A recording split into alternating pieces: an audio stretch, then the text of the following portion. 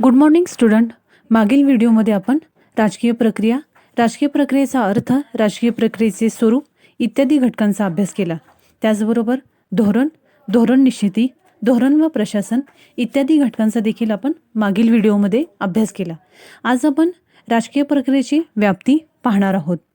आधुनिक राज्यशास्त्रात राजकीय प्रक्रियेची व्याप्ती अधिक व्यापक स्वरूपाची बनलेली आहे. आधुनिक समाजातील राज्याची कार्ये अधिक वाढलेली आहेत, कारण आधुनिक राज्ये ही कल्याणकारी राज्ये म्हणून ओळखली जातात. राजकीय, आर्थिक, सामाजिक, नैतिक आदी अशी विविध स्वरूपाची कार्ये शासन संस्थेला करावी लागतात. पूर्वीच्या काळामध्ये फक्त समाजाचे संरक्षण करणे हाच राज्याचा हेतू होता, परंतु आधुनिक काळामध्ये राज्याच्या कार्यक्षेत्रामध्ये मोठ्या प्रमाणात वाढ झालेली आपल्याला पाहावयास मिळते. शासन संस्थेच्या मार्फत राज्याची पूर्णपणे कार्ये होत असलेली आपल्याला दिसून येतात. शासन संस्थेच्या प्रत्येक कार्यात राजकीय प्रक्रिया आढळून येते. कोणतीही शासकीय व प्रशासकीय कार्य विचारात घेतले असता तेथे प्रक्रिया घडून येत असते. राजकीय प्रक्रियेची व्याप्ती अभ्यासताना विविध उपविद्या शाखांचा अभ्यास आपल्याला करावा लागतो. राजकीय सिद्धांत, राजकीय सामाजिकरण, राजकीय अर्थशास्त्र, लोकप्रशासन, वर्तनवाद, आंतरराष्ट्रीय राजकारण, राजकीय सहभाग, राजकीय संस्कृती, राजकीय पक्ष, दबाव गट, नियोजन मंडळ, स्थानिक स्वराज्य संस्था इत्यादी घटकांचा राजकीय प्रक्रियेच्या व्याप्तीत समावेश केला जातो. आता आपण या प्रत्येक घटकाचा सविस्तर विचार करूयात. यापैकी पहिला घटक आहे तो म्हणजे राजकीय सिद्धांत. विविध राजकीय सिद्धांत आणि राजकीय विचार प्रणाली यांच्या अभ्यासाद्वारे राजकीय प्रक्रिया, क्रिया यांचे ज्ञान होते. हेनरी मेयो यांच्या मते राजकीय सिद्धांताचा अभ्यास करण्यासाठी राजकीय विचार प्रणाली, राजकीय व्यवस्था, राजकीय ग्रंथ आणि राजकीय संशोधनाचे निष्कर्ष अशी 4 क्षेत्रे उपयुक्त ठरतात. राजकीय सिद्धांताच्या अभ्यासामुळे संशोधकाला राजकीय व सामाजिक परिस्थितीविषयक मार्गदर्शन व दिशा मिळते. त्यामुळे राजकीय सिद्धांत या घटकाचा समावेश राजकीय प्रक्रियेच्या व्याप्तीमध्ये केला जातो. त्यानंतर राजकीय प्रक्रियेच्या व्याप्तीमध्ये दुसरा घटक आहे राजकीय समाजीकरण. राजकीय समाजीकरण ही एक प्रक्रिया असून या प्रक्रियेद्वारे व्यक्तीला राजकारणाचे आणि राजकीय व्यवहाराचे ज्ञान प्राप्त होते. त्याद्वारे व्यक्तीची राजकीय मते निश्चित होतात. व्यक्तीचे राष्ट्रीय व सामाजिक जीवन घडवण्याचे कार्य राजकीय सामाजीकरणातून होत असते. राजकीय सामाजीकरणातून व्यक्तीच्या श्रद्धा व मूल्ये तयार होतात. राजकीय सामाजीकरणाचे परिणाम राजकीय व्यवस्थांवर होत असतात. कुटुंब, शिक्षण संस्था, राजकीय पक्ष, दबाव गट, लोकमत घडवणारी साधने, वृत्तपत्रे, दूरदर्शन, सभा संमेलने, प्रचार माध्यमे, प्रतीके, सांस्कृतिक संघटना इत्यादी साधनांद्वारे राजकीय सामाजीकरण होत असलेले आपल्याला पाहावयास मिळते. यानंतर तिसरा घटक आहे राजकीय अर्थशास्त्र.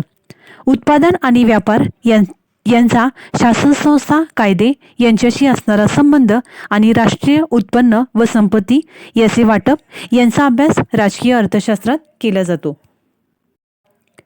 आधुनिक राज्यशास्त्राच्या अभ्यासात राजकीय अर्थशास्त्राला महत्त्व दिले जाते.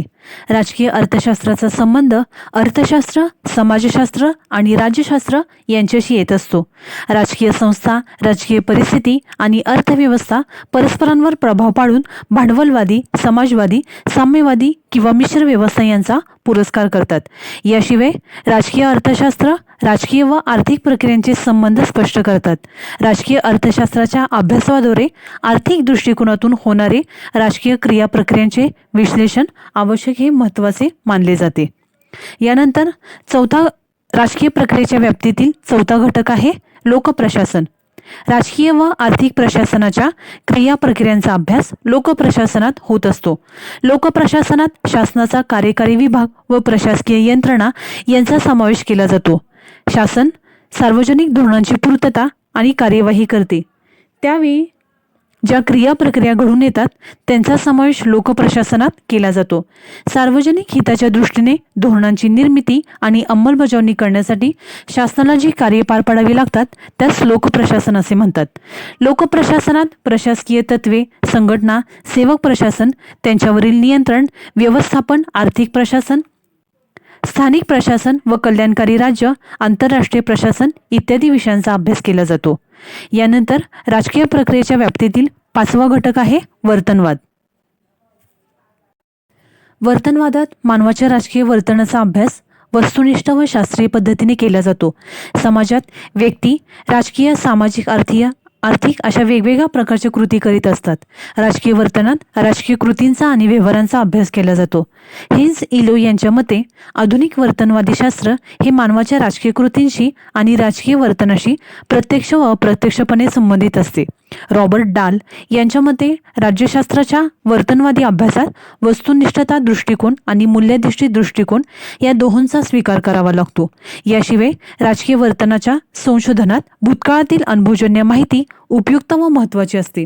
वर्तनवादी दृष्टिकोनातून राजकीय प्रक्रियांचा अभ्यास अधिक सुलभ होतो. मतदारांचे वर्तन, निवडणूक पद्धती, राज्यकर्त्यांचे वर्तन यातून राजकीय प्रक्रियेचे स्वरूप आपणास अधिक चांगल्या पद्धतीने समजून घेता येऊ शकते. यानंतर 6वा घटक आहे आंतरराष्ट्रीय राजकारण. राष्ट्रांमधील संबंधाचे राजकारण म्हणजेच आंतरराष्ट्रीय राजकारण होय. राष्ट्रातील संबंधाचा अभ्यास व्यापक स्वरूपाचा असून त्यामध्ये आंतरराष्ट्रीय संबंधाचा अभ्यास राजकीय, आर्थिक, सामाजिक, सांस्कृतिक पातळीवरून केला जातो.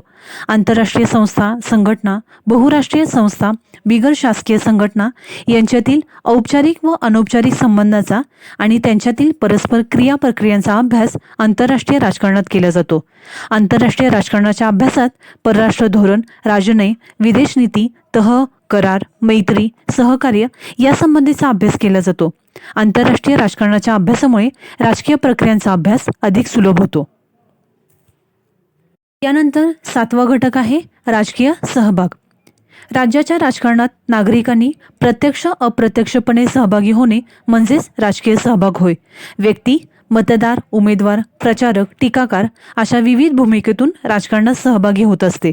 निवडणुकीच्या वेळी ज्या ज्या राजकीय क्रिया प्रक्रिया घडतात त्याचा परिणाम राजकारणावरती होत असतो. राज्यातील प्रत्येक नागरिक राजकारणात सहभागी होत असतो. मतदार या भूमिकेतून व्यक्तीने केलेले मतप्रदर्शन अत्यंत मौल्यवान असते.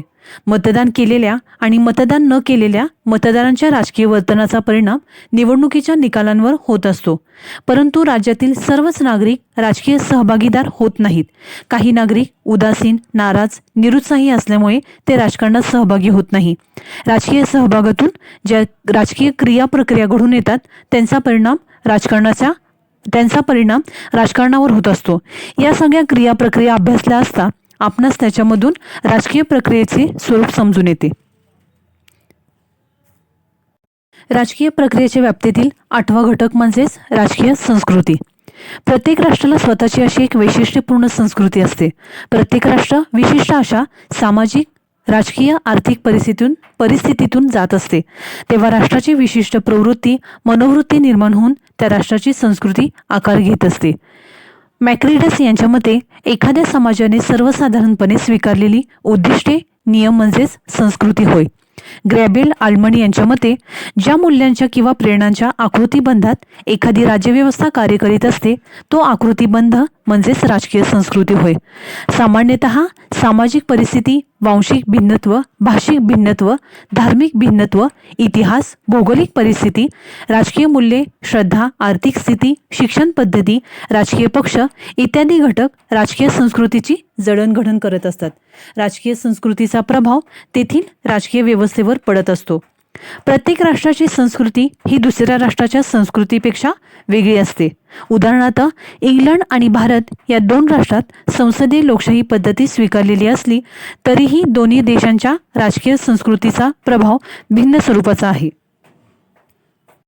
दोन्ही देशांच्या नागरिकांच्या संस्कृतीत भिन्नत्व आढळते. त्यामुळे तेथील नागरिकांचे राजकीय वर्तन, राजकीय क्रिया प्रक्रिया यातील वेगळेपण आपल्याला जाणवते. दोन्ही राष्ट्रात स्वातंत्र्य, समता, बंधुता, न्याय ही लोकशाहीची समान वैशिष्ट्ये असली तरी तेथील राजकीय संस्कृतीचे प्रकटीकरण वेगवेगळे असलेले आपल्याला दिसून येते. थोडक्यात राजकीय संस्कृतीच्या अभ्यासातून राजकीय प्रक्रियेचे स्वरूप समजून येते. राजकीय प्रक्रियेच्या व्याप्तीतील 9वा आणि महत्त्वाचा घटक म्हणजेच राजकीय पक्ष व दबावगट होय. राजकीय पक्ष व दबावगट यांच्या अभ्यासातून राजकीय क्रिया यांचे प्रकटीकरण समजून येते. राजकीय पक्षांची निर्मिती, त्यांचे संघटन, त्यांची कार्यपद्धती समजून येते. आधुनिक राज्यात पक्षीय राजकारणाला अनन्यसाधारण महत्त्व प्राप्त झालेले आहे. प्रत्येक नागरिक कोणत्या ना कोणत्या राजकीय पक्षाचा सदस्य असतो. राजकीय पक्षांचा प्रभाव निवडणुकांवर पडतो. लोकमताचा पाठिंबा मिळवण्यासाठी राजकीय पक्ष नेहमी प्रयत्नशील असतात. आधुनिक राज्यात दबावगोटांचे राजकारण प्रभावी बनत चाललेले आहे. राज्यातील हितसंबंधी गट शासनकर्त्यांवर दबाव आणून आपल्या मागण्या मंजूर करून घेतात, आपले हितसंबंध जोपासतात. राज्यातील नागरिक, राजकीय पक्ष आणि दबाव गट या माध्यमांद्वारे आपले मतप्रदर्शन करतात. अशावेळी ज्या क्रिया प्रक्रिया होतात यामधून आपल्याला लोकमताचे प्रकटीकरण होत असलेले दिसते. या सगळ्या घटकांचा अभ्यास केला असता आपल्याला राजकीय प्रक्रियेची व्याप्ती समजून येते. याशिवाय तुलनात्मक शासन, निर्वाचन पद्धती, नियोजन मंडळ, विकास प्रशासन, स्थानिक स्वराज्य संस्था यांच्या अभ्यासाद्वारे आपल्याला राजकीय प्रक्रिया आणि राजकारण याचे महत्त्व समजून येते. अशा प्रकारे राजकीय प्रक्रिया या संकल्पनेच्या अभ्यासाची व्याप्ती अभ्यासली असता असे म्हणता येईल की आधुनिक काळातील राज्यांची उद्दिष्टे, ध्येये आणि कार्य यांच्या विश्लेषणातून राजकीय क्रिया प्रक्रिया आणि राजकारण या संकल्पनांचे महत्त्व व आवश्यकता आपणास समजून येते. धन्यवाद.